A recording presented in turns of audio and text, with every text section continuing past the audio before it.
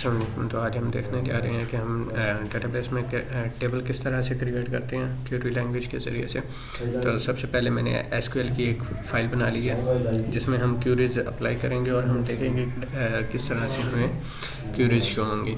तो सबसे पहले हम क्या करेंगे, यहाँ पे कुछ कीवर्ड्स होते हैं जो कि बाय डिफ़ॉल्ट होते हैं, तो हम मोस्टली उनका भी यूज़ करेंगे। तो सबसे पहले आ जाता है हमारे पास क्रिएट, ठीक है। तो फिर जैसे मैंने क्रिएट लिखा, इसमें एक चीज़ आ गई क्रिएट टेबल और साथ में डेटाबेस, यानी मैंने जो चीज़ क्रिएट करनी है उसको साथ में लिख दूँगा। मतलब हमारे पास बहुत सारे ऑप्शन है, मोस्टली हम डेटाबेस क्रिएट करने के लिए या टेबल को क्रिएट करने के लिए यूज़ करते हैं क्रिएट का वर्ड। उसके बाद हमें टेबल नेम देना है लाइक सो, और ये टेबल नेम, इसमें हम जो टेबल नेम कन्वेंशन यूज़ करते हैं वो स्मॉल लेटर्स की होती है और साथ में अंडरस्कोर होता है। तो ये टेबल हो गया, ठीक है, सॉरी टेबल, और साथ में हम उसे कॉलम्स देंगे, ठीक है। तो जब भी क्यूरी एंड करनी है उसके एंड पे एक सेमीकोलन लाजमी लगा देना है। तो सबसे पहले हमारे पास आ जाता है कि हमारे पास कोई मतलब एक, जैसा कि टेबल क्या होता है कि किसी भी डेटाबेस में टेबल क्या होता है कि जिसमें हम कलेक्शन ऑफ रिकॉर्ड्स रख सकते हैं, यानी एक ऐसी डाटा स्ट्रक्चर जिस तरह मतलब C++ में इसमें एरे की डाटा स्ट्रक्चर यूज़ की जाती है, पाइथन में लिस्ट वगैरह की लिस्ट डिक्शनरी वगैरह यूज़ की जाती है, जावास्क्रिप्ट में हमारे पास एरे और वो जो ऑब्जेक्ट्स होते हैं वो होते हैं। तो इस तरह यहाँ पे एक टेबल होता है, टेबल में हम क्या करते हैं अपने रिकॉर्ड्स को रखते हैं, सेव करते हैं और उन्हें रिट्राइव डिलीट वगैरह करते हैं। तो जो हमने बेसिक ऑपरेशन परफॉर्म करनी है उनके लिए ज़रूरी है कि हम एक टेबल बनाएं। तो टेबल बनाने के लिए सबसे पहले उसमें एक जो यूनिक चीज़ हो, मतलब हमें कोई ना कोई चीज़ यूनिक रखनी पड़ती है क्योंकि टेबल के जो रिकॉर्ड होते हैं वो बहुत सारे होते हैं और मुख्तलिफ रिकॉर्ड जो होते हैं रिपीटेडली रिपीट हो रहे होते हैं, ठीक है। तो उनको हमने क्या करना है कि जब हमने किसी रिकॉर्ड को एक्सेस करना है तो हम क्या करेंगे कि उसे मतलब कोई ना कोई यूनिक की दे देंगे, जैसे हम मोस्टली कहते हैं प्राइमरी की। तो ज़्यादातर जो कन्वेंशन यूज़ की जाती है वो आईडी के नाम से यूज़ की जाती है, तो अभी मैं भी अंडरस्टैंडिंग के लिए आईडी यूज़ कर लेता हूँ। उसके बाद हमने उसे टाइप देनी होती है। तो टाइप के लिए ज़रूरी है कि मतलब कोई भी टाइप हो, लाइक C++ में जैसे हम इंटीजर वगैरह यूज़ करते हैं, तो यहाँ पे भी आप इंटीजर यूज़ कर सकते हैं लाइक सो, ओके। तो इसमें मुख्तलिफ़ तरह के इंटीजर्स हैं, ठीक है। आप इंटीजर्स को देखना चाहें तो आपकी मर्ज़ी, लेकिन इन 2, 4, 8 इनके डिफरेंट मीनिंग्स हैं, ठीक है। तो इसमें जो सबसे बड़ी चीज़ जो सबसे बड़ा आता है इंट में वो आता है बिग इंट, ठीक है। मोस्टली ये यूज़ किया जाता है। क्यों यूज़ किया जाता है कि हो सकता है कि आपकी कंपनी को फ़िल वक्त थोड़े रिकॉर्ड की ज़रूरत हो, लेकिन बाद में कुछ सालों के बाद उसकी लिमिट जो है वो बढ़ जाए और वो आपकी जो आईडीज़ की लिमिट है वो एक्सीड कर जाए। तो लिमिट को एक्सीड करने से बचाने के लिए हम क्या करते हैं कि उसकी डाटा टाइप को थोड़ा सा बड़ा रखते हैं ताकि हमारा जो डाटा है मतलब उसे स्पेस बड़ी दे देते हैं। जैसा कि आप लोग जानते ही हैं कि इंट जो होती है 2 बाइट्स की स्पेस लेती है। तो जब हम मतलब बिग इंट दे देंगे तो ये जावा में जो लॉन्ग होता है उसके बराबर होती है, ठीक है। तो इससे स्पेस थोड़ी सी ज़्यादा मिल जाती है, मतलब ये इसमें आप अच्छी वाली लंबी कीज़ रख सकते हैं, यानी ये आपको काफ़ी अरसा तक मतलब एक्सीड नहीं करने देती। तो इसलिए ये ज़्यादातर बिग इंट ही यूज़ की जाती है। तो हम बिग इंट को ही इस्तेमाल करेंगे, उसको बताएंगे कि ये नॉट नल और नॉट नल का मतलब है कि हमारी की जो होती है प्राइमरी की है वो मोस्टली नल होती ही नहीं, इसे हम नल रखते ही नहीं। तो उसके बाद आ जाता है हमारे पास मतलब यूनिकनेस, मतलब यूनिक होनी चाहिए, यूनिक कॉन्स्टेंट लगा देते हैं। उसके बाद अगर हमने कोई एडिशनल कॉन्स्टेंट लगाना है, अब मैंने कॉन्स्टेंट लगाना है कि ये मेरी प्राइमरी की है, तो उसके लिए मैं कॉन्स्टेंट लिखूँगा। कॉन्स्टेंट को नाम देना लाजमी होता है, ठीक है। तो कोई ना कोई नेम दे दूँगा, मतलब टेबल प्राइमरी की, ठीक है, लाइक सो। और उसके बाद मतलब जो आइडेंटिफाईएबल हो, जो आपको याद रह सके, जिसे आप बार बार एक्सेस करना चाहें तो भी एक्सेस कर पाएँ। उसके साथ अब मैंने उसको कॉन्स्ट्रेंट देना है। तो कॉन्स्ट्रेंट क्या है, हमारे प्राइमरी की हो, ठीक है। तो अब इसे मैं यहाँ पे क्लोज़ कर रहा हूँ, यानी मैं नेक्स्ट उसे जो कॉलम है वो देने जा रहा हूँ। तो ये आईडी जो था हमारा पहला कॉलम था, अब मैं दूसरा कॉलम देने जा रहा हूँ, यानी नेम दूँगा। तो ये एरर्स के से घबराना नहीं, ये आ जाएंगी और ख़त्म भी हो जाएंगे। तो ये जो लास्ट जो हमने नेम दिया और वारचार दिया, इसके बाद कॉमा नहीं लगाएंगे। अगर कॉमा लगाएंगे तो वो एरर जनरेट करना शुरू कर देता है। वो एक्सपेक्ट कर रहा होता है कि आप नया कॉलम दे रहे हैं, लेकिन हमने नहीं देना, तो इसके लिए हम उसे हटा देंगे। ठीक है, तो अब हम इसे सेलेक्ट करेंगे और चलाएंगे। एक और चीज़, अगर मैंने मुख्तलिफ टेबल प्रोग्रामेटिकली मैं रनिंग फार्म में क्रिएट कर रहा हूँ। ठीक है, तो क्यूरी क्या होती है कि रनिंग फार्म में हम चलाते होते हैं। तो मैं रनिंग फार्म में चेक करना चाहता हूँ कि मेरी जो ये टेबल एग्जिस्ट कर रहा है या नहीं कर रहा। तो मैं क्या करूँगा, अगर एग्जिस्ट कर रहा है तो बन जाएगा, नहीं कर रहा तो नहीं बनेगा। मतलब यहाँ पे मैंने एक कंडीशन देनी है, इफ़ नॉट एग्जिस्ट वाली। ठीक है, तो यहाँ पे मैं जब लिखूँगा इफ़ नॉट एग्जिस्ट, तो क्या करेगा कि वो बता देगा कि मतलब हमारे पास ये एग्जिस्ट कर रहा है या नहीं। तो इससे क्या होगा कि अगर मेरे पास पहले से एग्जिस्ट कर रहा है और मैं ये चीज़ नहीं लगाता हूँ, तो देखते हैं कि ये क्या करेगा, वो एक ना एक्सेप्शन एरर दे देगा। ठीक है, तो ये एरर जो होते हैं हमें इनसे बचना होता है। तो इन एरर्स को रिजॉल्व करने के लिए हमारे पास क्या होता है कि हम पहले से ही कंडीशन लगा देते हैं ताकि हमें एरर ना पता चले, लेकिन हमें पता चल जाए कि हमारे पास ऑलरेडी एग्जिस्ट कर रहा है। Okay, that's great. तो नेक्स्ट चीज़ हमारे पास आ जाती है कि हमने इसमें इंसर्ट करना है। ठीक है, तो अब अगर ये खड़ी भी रहे तो इसका कोई इशू नहीं, लेकिन मैं रिमूव कर रहा हूँ। ठीक है, फॉर द टाइम भी।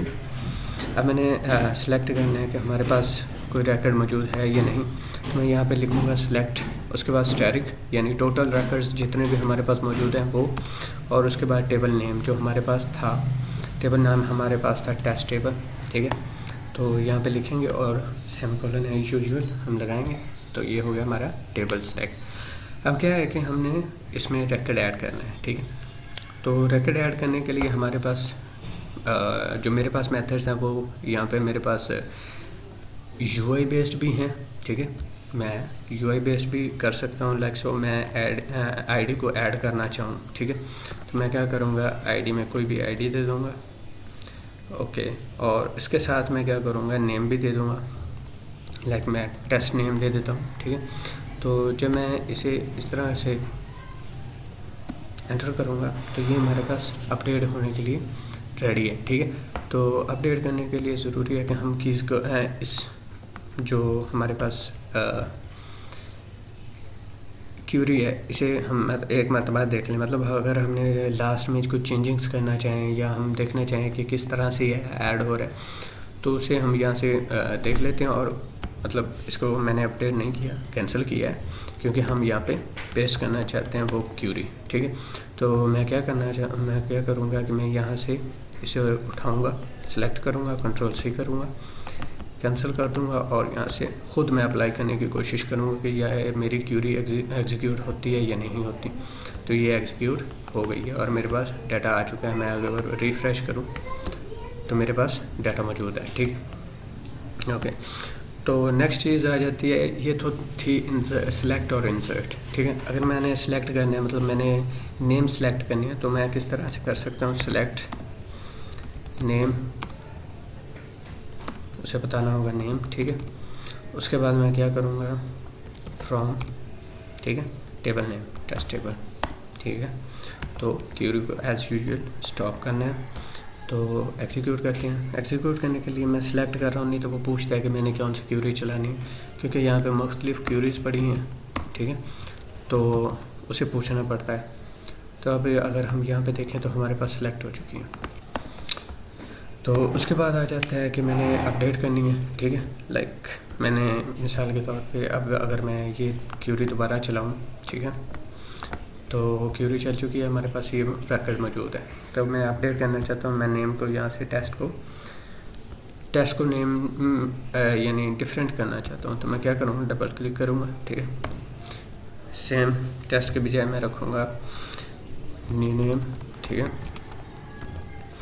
तो यहाँ से मौजूद हो जाएगा। जब मैं इसे यहाँ से हटाऊँगा, एंटर करूँगा, तो ये देखें, ये ऑटोमेटिकली ये दूसरा आइकन से शो होने शुरू हो गए। तो मैं क्या करूँगा, यहाँ से क्यूरी को कॉपी करूँगा और इसे यहाँ पे पेस्ट कर दूँगा, क्योंकि मैं नहीं चाहता कि मतलब मैं ना क्यूरी के बगैर कोई काम करूँ, क्योंकि मैं देखना चाहता हूँ क्यूरी वर्क कैसे करती है, नेक्स्ट टाइम मैं उसे कैच कर सकूँ, उस क्यूरी को वैसे ही लगा सकूँ। यानी यहाँ पे देखें चेंज मौजूद थी, न्यू नेम के साथ स्पेस भी मौजूद थी, तो मैं स्पेस को हटाऊँगा और एग्जीक्यूट करूँगा लाइक सो, तो मेरे पास न्यू नेम आ चुका है। ठीक है, अगर मैं नेक्स्ट टाइम चेंज भी करना चाहूँ, यानी मैं यहाँ पे बताना चाहूँ कि जो मेरी है आईडी, अगर मेरे पास मुख्तलिफ़ कॉलम्स हैं तो मैं उन्हें भी डिफरेंट वैल्यूज़ देखना चाहूँ तो मैं दे सकता हूँ। ठीक है, मेरे पास बिग इंट है तो मैं क्या करूँगा, वैल्यू दूँगा और कॉमा डालूँगा। ठीक है, तो ये अगर मैं एग्जीक्यूट करूँगा क्यूरी, ठीक है, सेलेक्ट करके, तो देखिए एग्जीक्यूट करने के बाद डाटा मेरा दोबारा चेंज हो चुका है, मतलब अपडेट हो चुका है। ठीक है, तो इस तरह ये अपडेट का हमारे पास ऑपरेशन मौजूद होता है टेबल्स के साथ। नेक्स्ट हम देखेंगे डिलीट किस तरह से कर सकते हैं। डिलीट करने के लिए ज़रूरी है कि हमें हमारे पास चाहे तो मुख्तलिफ रिकॉर्ड्स हों, चाहे तो मतलब हमारे पास दो सिनेरियो होते हैं ना, कि सिलेक्टिवली डिलीट करना है या एज आ होल डिलीट करना है। तो सिलेक्टिवली हम मुख्तलिफ पोर्शन के ज़रिए से कर सकते हैं। ठीक है, लाइक अगर मैं यहाँ पे एक दो रिकॉर्ड ऐड कर लूँ लाइक सो, और मैं ऐसे कहूँ टेस्ट, ठीक है, तो टेस्ट हो गया, अपडेट कर दूँ। ठीक है, अपडेट हो चुका। मैं और ऐड करना चाहूँ तो यहाँ से मैं क्या करूँगा, की दूँगा और मॉडल दे दिया। ठीक है, मॉडल टू डिलीट। ठीक है,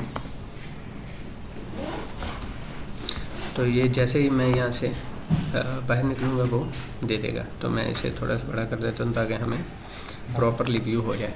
ठीक है, तो उसके बाद आ जाता है कि हमारे पास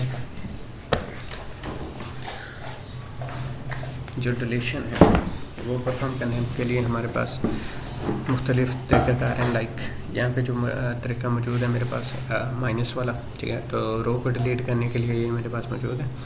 जैसे ही मैं माइनस पे क्लिक करूँगा और देखूँगा कि मेरी रो कौन सी डिलीट हो रही है, हो सकता है मैंने वो डिलीट ना करनी हो, मैं यहाँ से कॉपी करूँगा, यहाँ पे पेस्ट करूँगा और देखूँगा जो मैंने डिलीट करनी है। ठीक है, ओके, ये तो डिलीट करे। लाइक अगर मुझे डिफरेंट मेरे पास सिनेरियोज़ हैं, मैं नेम से भी डिलीट करना चाहूँ तो नेम से भी कर सकता हूँ। लाइक तो फ़िलहाल हम की से फ़िलहाल कर लेते हैं ताकि जो हमारा सिनेरियो वो ठीक तरह से समझ आ जाए। इसे एग्जीक्यूट करते हैं तो अगर देखेंगे, हम रिफ़्रेश करेंगे, हमारे पास वो जो डिलीट है, सॉरी, अब वो डिलीट हो चुकी है, मतलब डिलीट जो हमने की है कि आईडी वो डिलीट हो चुकी है। तो अब हम इस मॉडल नेम से जो है ना इसको डिलीट करेंगे। ठीक है, तो इसको मैं क्या करता हूँ, यहाँ से कॉपी कर लेता हूँ ताकि हमें दोबारा लिखना ना पड़े। तो मैं लिखने के मामले में थोड़ा सा कच्चा हूँ, तो डोंट माइंड। ओके, नेम रख देते हैं और मैं यहाँ पे जैसे ही पेस्ट करूँगा, ठीक है, तो वो इसको हटाएगा। ठीक है, डिलीट करने की कोशिश करेगा लाइक सो। अगर एक सेकंड मैं आपको एक चीज़ बताता चलूँ, अगर हमारे पास मुख्तलिफ रिकॉर्ड्स हैं और उनमें डाटा सेम है, ठीक है, तो हमारे पास जो बेहतर अप्रोच ये होती है कि हम मतलब रिकॉर्ड को यूनिकली डिलीट करें। ठीक है, तो सारे रिकॉर्ड्स को डिलीट करने की हमें ज़रूरत नहीं होती। अब यहाँ पे हमारे पास आईडी डिफरेंट है लेकिन रिकॉर्ड जो है वो सेम है। तो अगर मैं यहाँ से अब ये डिलीट करूँगा तो ये यानी दोनों को डिलीट कर देगा। लाइक मैं इस तरह से चलाऊँ, एग्जीक्यूट करूँ, तो जैसे मैं रिफ़्रेश करूँगा मेरे पास कोई रिकॉर्ड मौजूद नहीं है। ठीक है, तो अब मुझे नया रिकॉर्ड ऐड करना पड़ेगा इंसर्ट वाला, तो इसलिए मैंने कीज़ को बचा के रखा था, क्यूरीज़ को बचा के रखा था। ठीक है, तो अब हमारे पास आ जाता है न्यू रिकॉर्ड। ठीक है, तो इसलिए हम क्या करते हैं कि यूनिकली जो चीज़ आइडेंटिफाई करे, यानी हमारे पास जो केस सिनेरियो है उसमें हमारे पास आईडी आ जाती है। ठीक है, तो हम आईडी से ही रिमूव करते हैं। ठीक है, अब यहाँ पे मैं क्या करता हूँ कि इसकी आईडी चेंज कर देता हूँ 3412। ठीक है, तो इसे एग्जीक्यूट करता हूँ और वो इसे एग्जीक्यूट करेगा, ये आ चुका। ठीक है, अगर मैं कोई नई चीज़ इसमें ऐड करूँ, कॉलम 1 है और ये कॉलम 2 है। ठीक है, तो हमारे पास 2 कॉलम्स मौजूद हैं। तो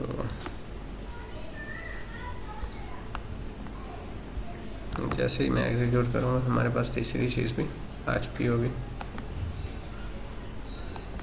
ठीक है, एक second, I think okay.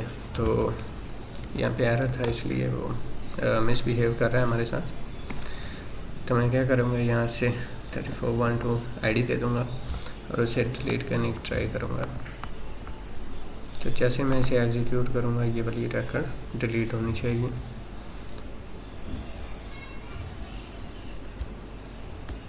I think ये रिकॉर्ड चल गई।